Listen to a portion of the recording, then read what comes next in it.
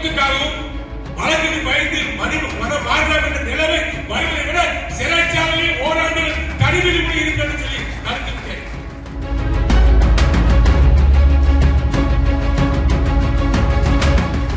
திமுக அரசியலை பரிவாய்த்து நான் பின்னடிக்கவில்லை, எடுத்த காலை முன்னெடுத்து வைத்து சென்றவன். ஆகவே இன்றைக்கு சொல்கிறேன், நம்ம இருக்கின்ற சக்தி எவருக்கும் கிடையாது.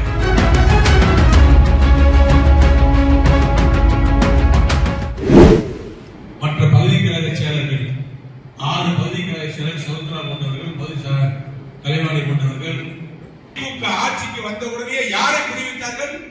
2000 போலீஸை போட்டு 16 தனிப்படை போட்டு என்னை வேட்டையாடினார்கள். நான் பயந்தனா, பின்தங்கினா, ஒளிந்தனா, ஓடினா, போனேன், பிடித்தீர்கள், சேர்த்து அடைத்தீர்கள், சகித்துக் கொண்டேன். தனிமை சிறை, சிறைக்குள்ளே ஒரு சிறை, இருட்டு அறையில் வைத்தீர்கள். ஒரு ஊர்வா மட்டும் கூட கொடுக்க விடாமல் தடுத்தீர்கள். நானும் நீங்கள் கேட்ட இடத்துல கைது பண்ணா, நீங்க கொடுத்த அமர்வுகளை கைது பண்ணா, நான் நேதாஜியை வழியில் வந்தவன், எவனுக்கும் வெல்ல மாட்டேன். என்னை அடக்கவே முடியாது.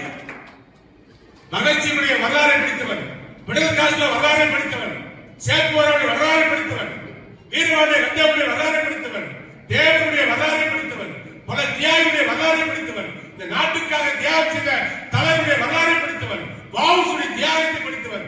ஆகவே இதை மிரட்டி பணியேற்றம் திமுக அரசு நினைத்தது. பல அவிடுகளை ஏற்றுக்கொண்ட செய்திக்குள் வந்து இதற்கு ஒரு இந்த தேவை, இதை நாங்கள் காட்டி கொடுத்து விடுங்கள், இவர்களை சொல்லிவிடுங்கள். உங்களை உடனடியாக ஜாமீன் ஏற்பாடு செய்கிறோம், உடனடியாக சௌகரியம் கொடுக்கிறோம், ஃபர்ஸ்ட் கிளாஸ் உங்களுக்கு அலாட்மெண்ட் பண்ணிடுவோம் சொன்னார்கள். கேவலம். எத்தனையோ தூக்குகளை முத்தமிட்டு செத்திருக்கிறார். செத்தாலும் சாமி முடிய அண்ணா திமுகவை காட்டி கொடுத்துட்டு கேட்கிற பணத்தை நிர்வாகம் முடியாது மறுத்து விட்டேன். எத்தனை பேர் வந்தாங்க, எத்தனை ஐபிஎஸ் வந்தாங்க, எத்தனை உளவுத்துறையாளை பார்க்க வந்தாங்க. இந்த நிலை உங்களுக்கு தேவையா? 10 ஆண்டுகள் அமைச்சர் மாறிவிடுங்கள், இவர்கள் காரணம் எழுதி கொடுத்து விடுங்கள், இந்த அரசு உங்களை பாதுகாத்து விடும் சொன்னார்கள். கேவலம். உயிருக்காகவும் சுகத்துக்காகவும் வழக்குக்கு பயந்து மனம் மாறலாம் என்ற நிலைமை வருவதை விட சிறைச்சாலையில் ஓராண்டு தனிவிதிமுறை இருக்கிறது சொல்லி கருத்துட்டேன். உங்களுக்கு கேட்டா இதே எஸ்பி காப்பு நான் கட்டி கொடுத்த பில்டிங்களை வச்சு விடிய சேர்க்க வருகிறீர்கள். மிகப்பெரிய லைட்டிங்களை போட்டு முறைய விடாமல் நான் எதில் கையெழுத்து போட்டா என்னுடைய வழக்கறிஞர்கள் கூட சந்திக்க விடவில்லை. அத்தனை காகி சட்டைகள், ஸ்டாலின் ஏற்பட்ட காகி சட்டைகள், 10 எஸ்பி, 3 டிஐஜி, 2 ஐஜி, அத்தனை பேர் சேர்த்து பல்வேறு விதமான கேள்விகள்.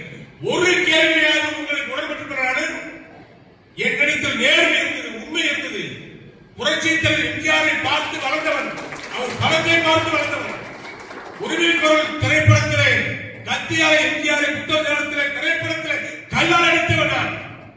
அந்த அளவுக்கு எம்ஜிஆருடைய விசுவாசிகள் காட்டி கொடுத்து வாழ்வதை விட, கூட்டி கொடுத்து வாழ்வதை விட மாணவை பெறுவதற்கு உயிர் விடக்கூடிய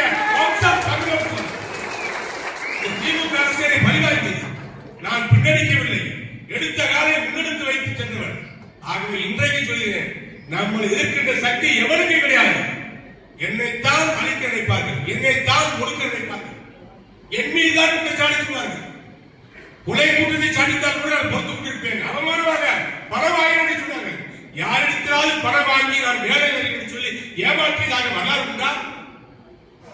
கேட்டார் பாலாஜி வந்தவருக்கு நன்கொடை கொடுத்திருக்கிறான், கோவில் கொடுப்பான்.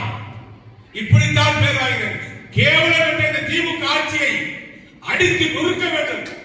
வீட்டுக்கு அனுப்பித்த பணியை நீங்கள் செய்ய வேண்டும். உங்களோடு துணையாக நான் இன்றைக்கு நீங்கள் அத்தனை பேரும் அற்புதமாக பணியாற்றுங்கள். உங்களுக்கு பக்கபலமாக உங்கள் சகோதரனாக, உங்கள் தோழனாக, உங்கள் குடும்பத்தில் ஒருவராக கேட்டார் இருப்பேன் என்ற உறுதியை சில பேர் சொல்வார்கள். அங்க போயிருக்காங்க, இங்கே போயிருக்காங்க, சிவகாசியில் தான் நிற்பேன்.